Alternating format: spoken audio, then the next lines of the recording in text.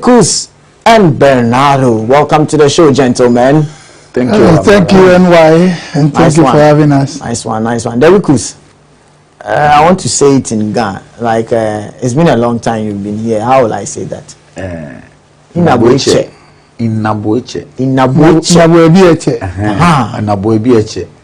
Alo babieche.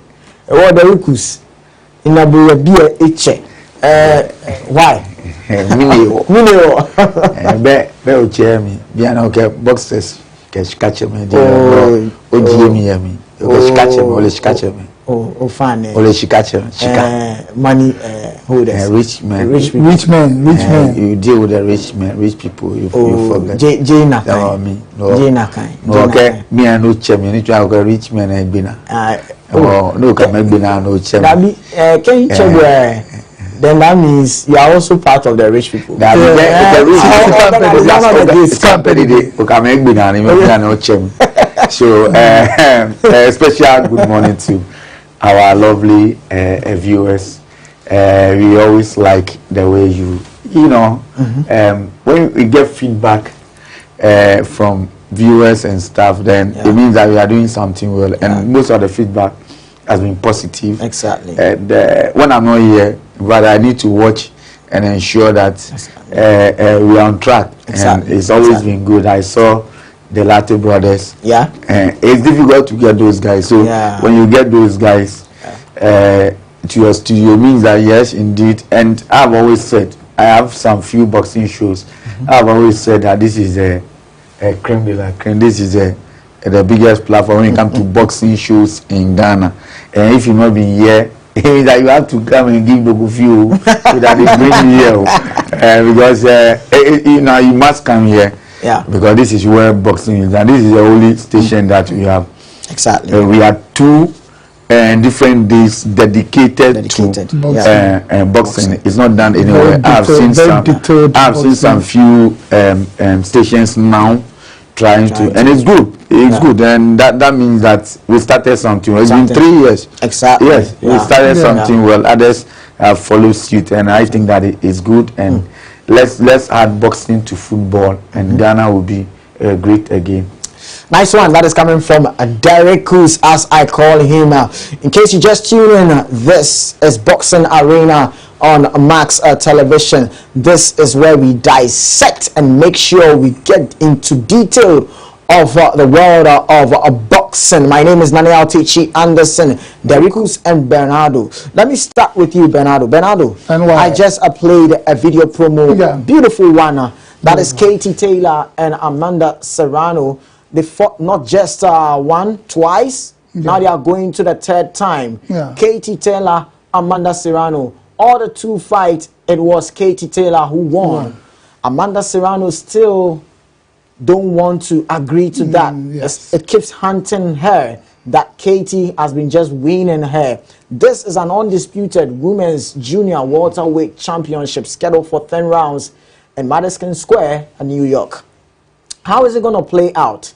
Are we going to see a new champion on the side of Amanda Serrano, or is still going to be Katie Taylor? Good morning, NY, and good morning to our cherished viewers who always stay glued to their seats and help us contribute to the development of boxing. And I might say you are looking great this morning. Thank you very much, man. I want to say a very good morning to the Acting Director General of the Department of Public Relations and Naval Captain Veronica Hein. She has been so inspiring and shows great, a woman with a lot of substance and knowledge. So I acknowledge her. This is going to be a very great fight. A very classic instant boxing. And this shows that women boxing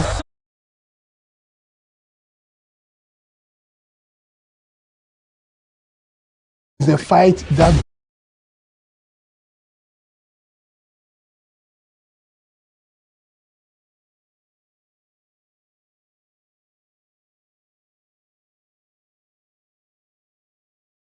for promoting such great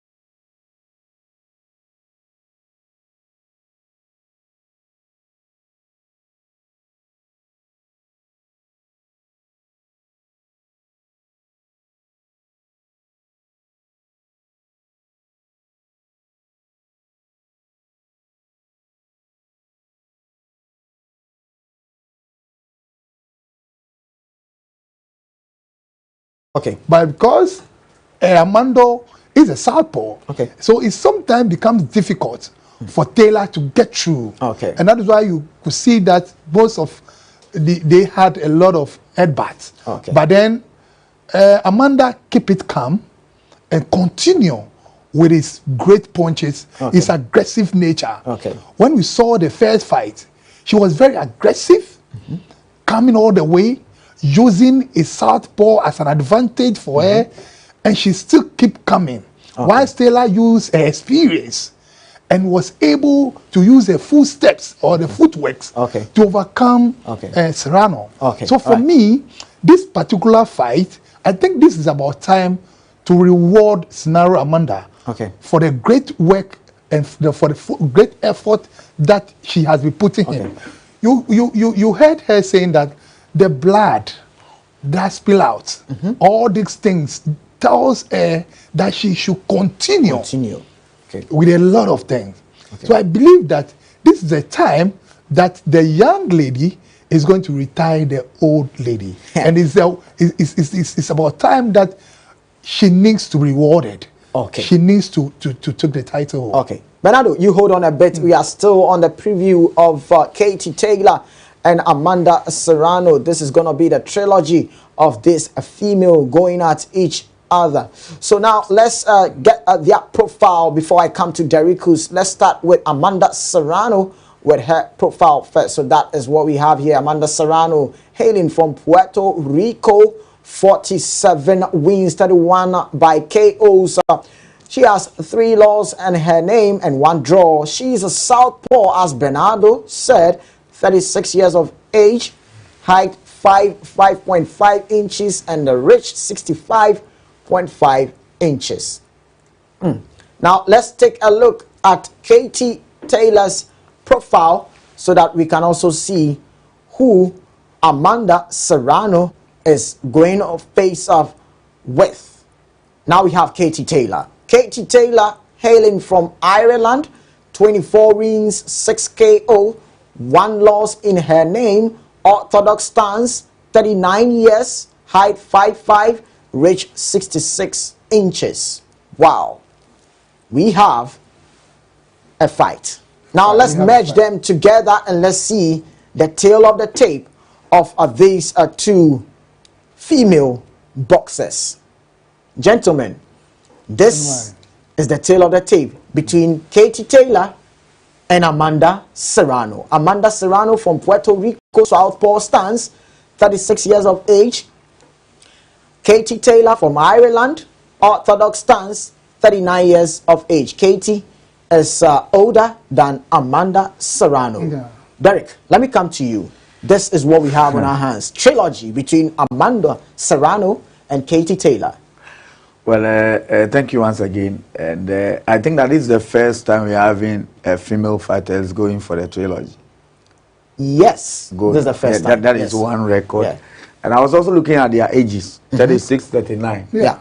It tells you how disciplined these 2 ladies are, fighting for 10 rounds, unstoppable. It tells you how hardworking these ladies are. And both fights that have gone through the distance, it tells you the kind of work they both put in. And then, like my brother said, I'm feeling I want to tilt to Amanda, because if you look at the preview of the second fight, I mean, some connoisseurs of the game have argued that she won because of what she put in. And I think in that fight, it's like they deducted a point from Taylor because of her excesses. It tells you that Amanda gave it all. Unfortunately, the judges saw it in a different way. And I think that is the reason why this particular third fight is important to settle it. And don't forget that the first fight was in 2022. The second fight after 2 years, 2024. So it tells you that even with this particular fight, the distance between the last fight has come a bit quicker. Telling you that both boxers are prepared to show something. And my respect to Taylor, because normally when a boxer fights and goes through difficulty, he may want to, avoid the opponent and run away. But she has come. In fact, and listening to her, she said she wants to fight the best. Yeah. And if you look around, Amanda is one of the best around. And I think that it's time Amanda also win. Not just to win, but her effort must be rewarded. And clearly, I think that maybe by close of the day, I see Amanda winning this time. You feel Amanda is going to take it? Yeah. Wow. Okay, Bernardo, let me come to you. Who are you going to side this time? Well, I've made my conscience clear to you that from where I sit, I think Amanda should be rewarded.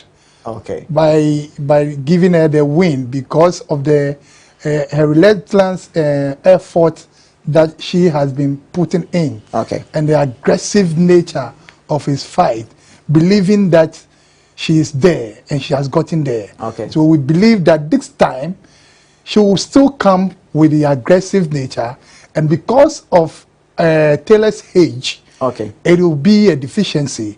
And that is what I expect that Serrano should capitalize on it. Make sure that with a youthful exuberance, be able to move very well as she has been doing to win the fight. Okay. So I side with. Assuming, as you guys are saying, Amanda Serrano gets the nod over Katie Taylor. Do you think we are going to have a fourth one? Because then Katie Taylor might feel no. She has to go with her again. No, for me, I don't think so. Derek is laughing. I'm sure Derek sides with me. It will depend on how the fight will turn up. Okay. You see, when you look at the records, you know that Amanda, she is more a knockout person. Okay. Compared to Katie Taylor.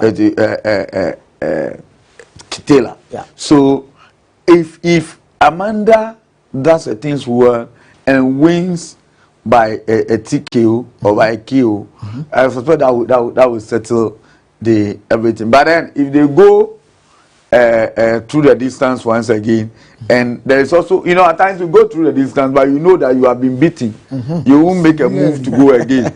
You understand? So I think that any move will be determined by the after fight, and the results of the fight will determine whether there will be a fall. But then when you look around, I think they are the two good boxers. They are the best ones around. In that welterweight, junior welterweight.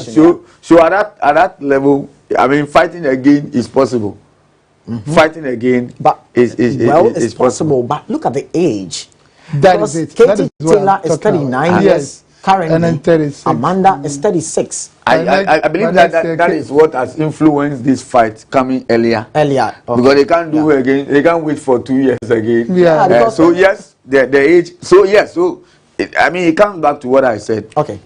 The after fight will determine. Okay. Perhaps after the fight, Taylor will decide that I hang my blues because of my age. Okay.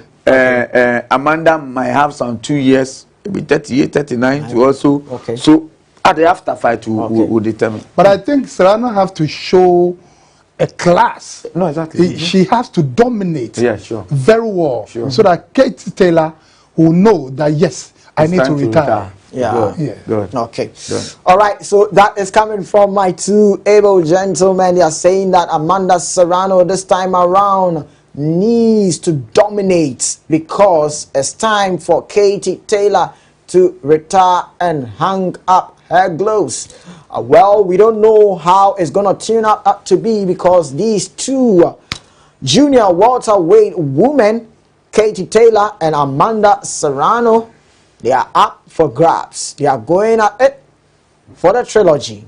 Who wins? We have to wait.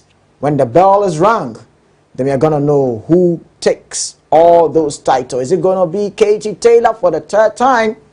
Or is going to be a new winner in the name of Amanda Serrano? We wait. We will see what happens. All right. So let's go for a quick commercial break. When we are back, we've done the female aspect. When we are back, we descend into the male aspect. We'll be back after this break.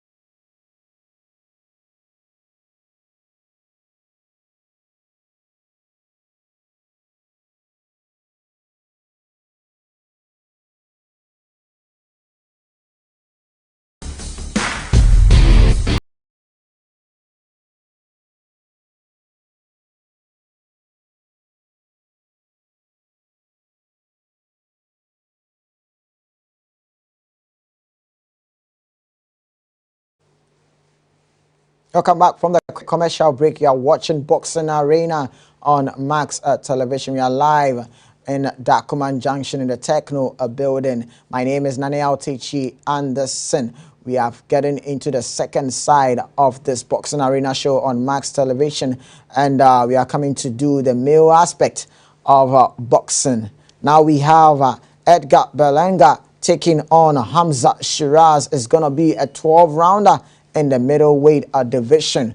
We all know that Edgar Berlanga has tasted a defeat in the name of Canelo Saul Alvarez. He went into the ring with Canelo. He wanted to test his might, but he lost there. Now, he has had a tune-up fight, and now he's coming to face up with a British boxer who has so much potential in the name of Hamza Shiraz. Now we'll be dissecting into this particular bout to see who is going to take the win after the clash. Edgar Berlanga from Puerto Rico records 23 wins, 18 by KOs, 1 loss in his name. Kind courtesy of Saul Canelo Alvarez. Orthodox stance for Berlanga, 6'1" high, 73 inches rich, 28 years of age. Switching over to the British guy, Hamza Shiraz from United Kingdom, records 21 wins, 17 KOs, no loss, 1 draw in his name. Orthodox stance the same as Berlanga, 6'3" height, 75 inches, and 26 years for Hamza Shiraz. This is the fight we have on our hands, and I'll be going over to my able gentleman. Let me start with you, Bernardo. This is a 12-rounder middleweight clash between Edgar Berlanga and Hamza Shiraz. What are we going to see? Well, there is also a very highly anticipated bout that the world want to see. You know, Edgar Berlanga is one of the great boxers, very aggressive, hard puncher with a very durable chin. But let me tell you something. We have a training video of Edgar Berlanga working on the pads, and I'm like, wow, power punches. Power punches. But, you know, Edgar Berlanga, for me, I know he packs a lot of explosiveness. Yes. But one thing that has a deficiency on him is his defense. Yes, yes, yes. Now, take a look at what we have on our screen. That this is Edgar Berlanga, and man, he packs a lot of explosiveness working on that power punches back there. But I don't know if he has worked on his defense, because Hamza Shiraz has the long reach. And he might always be measuring his pressure. Exactly. And then also very defensive, have a very good defensive skill. Yeah. It becomes difficult for you to get in because of his height too advantage. Okay. So it is going to be a very great moment, great fight. But I believe that the size of the ring, which is the 18 feet, is going to be an advantage for Edgar Berlanga. Oh, why do you say that? Yes, because of his aggressive nature. Okay. Because he's coming in with a lot of aggression. Okay. Making sure that he uses power punch. Okay. And in the measuring of Shiraz, is going to be very difficult for him. Okay. But if you have a 20-feet size ring, he'll be able to move and be able to give his jab very well. Okay. Yes. So that's why I'm saying that it's going to be a very packed one. Both bosses, the one thing is that both bosses have a very good power punch. They are all power punches. Okay. But one advantage is from Sharaf is that the Hamza has a long reach. Okay. And that is his advantage, and that is what he's going to use. Okay. But as I keep saying, that the size of the ring is going to be an advantage for Edgar. It's going to be an advantage for Edgar Berlanga. Yes. Okay, so you think that the size of the ring is going to be advantage for Edgar Berlanga because of the Shiraz aggressiveness. Yes. Okay. All right. So I'll come back to you, Bernardo. But we have, training section of Hamza Shiraz also showing us what he also going to do on Edgar Berlanga. I'm talking about Hamza Shiraz. So we'll see if we get Hamza Shiraz a video, then we can also talk about Hamza Shiraz. Now, Derikus, let me come to you. Let's talk about Hamza Shiraz taking on Edgar Balenga. I'm hoping they get the right video for us. Hamza Shiraz training section of video. So this is what I'm talking about. This is the guy, Hamza Shiraz. You look at his last 5 fights. Carlos Adames was a split decision there. Tyler Denny, he won, and the others he was able to win there. So now, Derikus, let me bring you in. Well, this is Hamza Shiraz doing his open workout, but there is a video that he was working on the pad with his training, rigorous training there. Derek, this is a tall dude, has the long reach, and he's come to face off with a guy who packs a lot of explosiveness. So this is the training video I'm talking about of Hamza Shiraz working on the mixed pad there. But Derek, let me chip you in. Are we going to see the British boxer going to upset Edgar Balenga? Well, I when I saw this fight, I only said this is a cracker. It's a cracker because, you know, these two boxers, when you combine their number, they've done about 184 rounds. They've done 46 rounds, totally 184. When you do the average, it's less than 4 when it comes to TKO, when it comes to knockouts. Wow. Yeah, so they finish, their knockouts are 1, 2, 3, 1, 2, 3, 1, 2, 3, 4. That is when you look at the record of Hamza Shiraz, you will see that the last 5 fights, the 4 were all TKOs. Okay. 1. You understand? Okay. So is a technical knockout specialist like Edgar. Okay. So 2 technical knockout guys. Number 2. When I was looking through their technical knockouts, they both come in with this left, that left hook. They also but obviously Shiraz is an orthodox fighter. Yes. Okay. So I mean, they all use hooks. Okay. You understand? Both use hooks. It means that they need to get closer to the opponent to throw the hooks. Okay. Okay. You understand? Okay. So and then you look at Edgar. Edgar comes with the advantage by being the aggressor. Okay. So then when we are looking at the one who will come in close, it will be Edgar. Edgar Balenga. Then you go to the other side. Okay. You see the Skifo Hamza. Okay. With that physical presence. Okay. Then where he has the height and the reach to his advantage. Okay. My brother spoke about the ring size. Okay. It means that the ring size in this contest favors Edgar. Okay. Yes. So what Hamza is supposed to just do is to ensure that he uses the reach and the height very well to prevent Edgar from coming, because that hooks will definitely happen. Okay. Both sides. Okay. Both sides. But then what Hamza has that differentiate, or that will make it difficult for Edgar to get to do the hooks is the height, and he must use that carefully.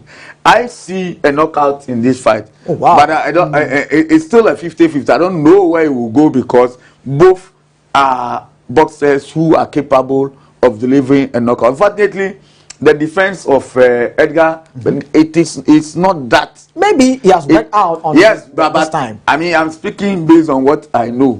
What I do not do, I can't say. And that is my fear for him. Okay. But then he also has the aggression, and looking at the ring size, it favors him. Okay. He must continue to use the aggression. But then in using the aggression, he must be careful, because the hook can definitely come. So you know what? I'll come to you guys. This is what we have there. The face-off of these guys, and look at what Edgar Balenga is going to do on Hamza Shiraz. Oh, this guy is packed of explosiveness. Look, this is what he just said. I'm going to knock you out with that right punch. That is what you're talking about, right? Okay. All right. So, Derek, you are saying that Hamza Shiraz is going to take it, or you think Edgar Balenga? It's a 50-50 fight. It's a 50-50 for you. Any of them could. All right. All right, Bernard, how about you too? So, looking at their current performances, you realize that Edgar Balenga's fight, he had a knockout, a recent fight.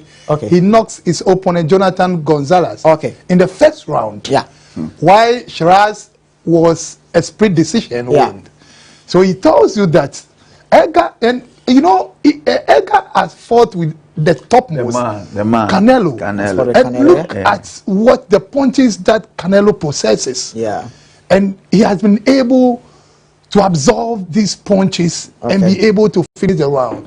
So this tells you something, that Edgar Berlanga has an advantage. Bernardo is sticking with Edgar Berlanga, but Derrick's is saying that's going to be a 50-50 affair. For me, I feel Edgar Berlanga has the explosiveness. If someone is going to get a TKO, I feel Berlanga might go in for that. But when it comes to the skill sets and the technician, I think Shiraz is going to get it. But Shiraz, what I've seen with him is the endurance nature. Getting into the late rounds, maybe he might be gassing out, but if they work on that, I feel he's also going to get a nod. And also Berlanga, they need to work on his defense. He's explosive, but his defense is questionable. Now, let's get on to the next one. Alberto Puello taking on Subriel Matias. And this fight, man, is going to be the Dominican affair, because when you look at Alberto Puello, he is coming from the Dominican Republic. Subriel Matias also coming from Puerto Rico. Now let's take a look at their records. Puello having 24 wins, 10 by KOs. Matias 22 wins, 22 KOs with 2 losses in his name. Deadly man, Subriel Matias. Orthodox stands for Matias, southpaw for Puello. You look at their height, you can see that Puello has some inches over Subriel.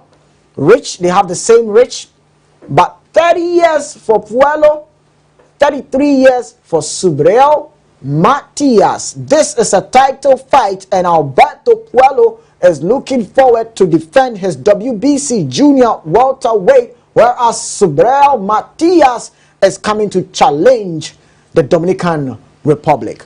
Let me start with you, Bernardo. And why?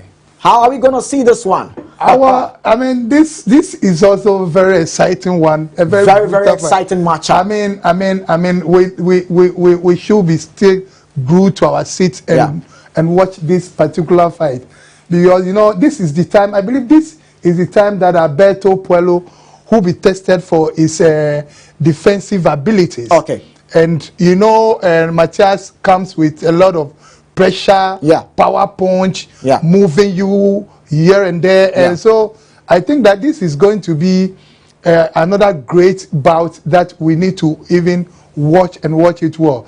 And both boxers have a lot of endurance, and when it comes to their weight class, they have a lot of endurance. But I believe that Puello needs to be tested on his defensive ability and to see whether is capable of holding that particular title. Well, Puello needs to get into his defensive duties there, because Subriel Matias is coming in hot. There we have Alberto Puello's open workout showing us some glimpses of what we should expect from him when he gets into the ring with Subriel Matias. So this is Alberto Puello there, and he's showing that shadow boxing there in the ring. The man hailing from Dominican Republic, who is going to defend his WBC junior welterweight title against a man from Puerto Rico, Subriel Matias. This is scheduled for 12 rounds in the junior welterweight championship there. Derrick's, let me come to you. This is Subriel Matias, and he is hailing from Puerto Rico. When we check his record, 22 wins, 22 by KOs. It tells you he's a deadly man. He's a KO specialist. Are we going to see him doing it on Alberto Puello? Yeah, so it's a fight between a puncher and a boxer. You know? Yeah. If Matias is looking at getting his second, being a second-time champion, he's been there before, so he knows what it takes to be there. But then, for how long will he be able to chase the southpaw Puello? You understand? Somebody who want to also keep his title. So the issue is, if Puello is able to do boxing, he boxes well.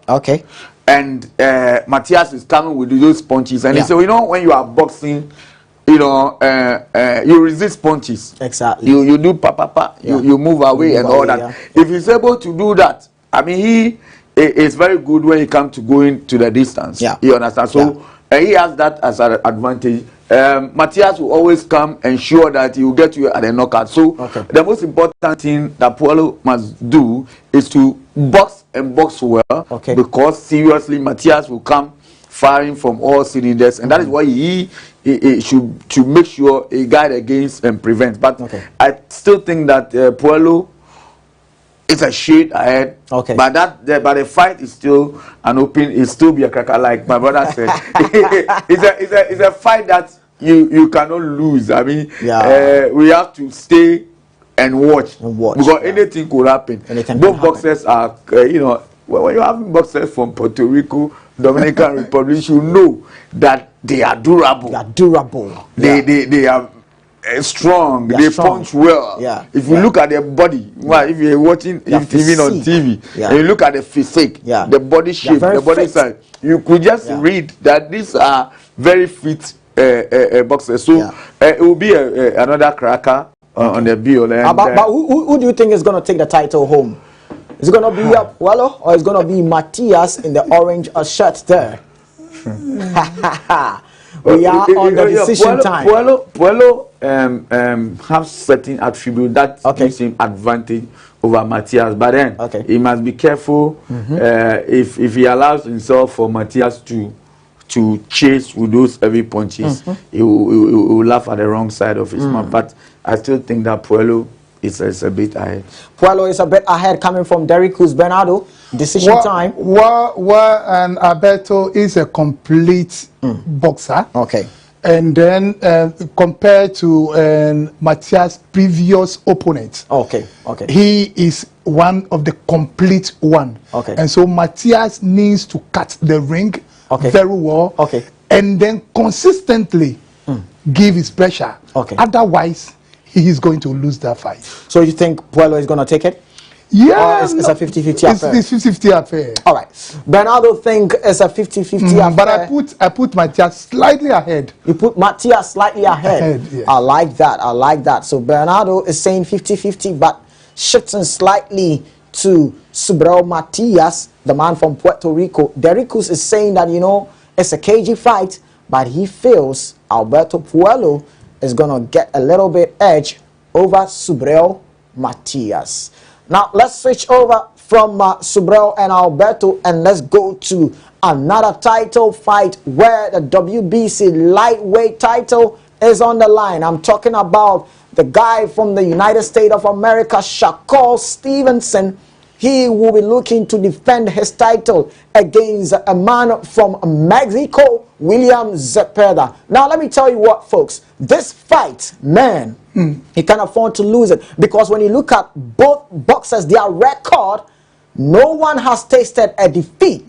Shakur Stevenson, hailing from the United States of America, 23 wins, 11 by KOs, a southpaw, 28 years of age. William Zepeda from Mexico, 33 wins, 27 by KOs, also a southpaw, 29 years of age. Wow, we have a fight on our hands.